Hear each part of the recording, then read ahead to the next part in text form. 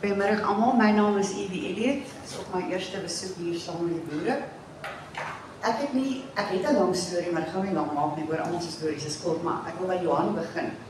Johan, jou storie het my nou so geïnspireer om vir ons te vertel ons moet nooit opgee nie.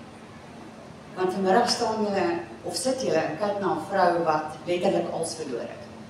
Ek begin van voor af, heeltemal van voor af, na omstandighede buite my beheer het veroorsaak dat ek niks het nie, geen inkomste waar ek op hierdie stadium staan nie.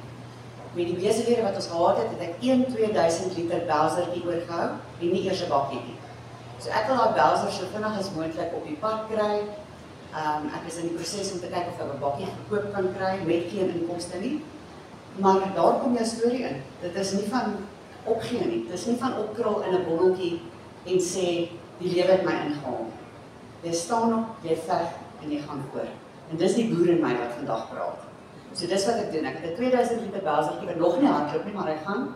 En dan as daar enige iemand is vir wie ek 'n diens kan lewer, Evie Elliot. Dankie.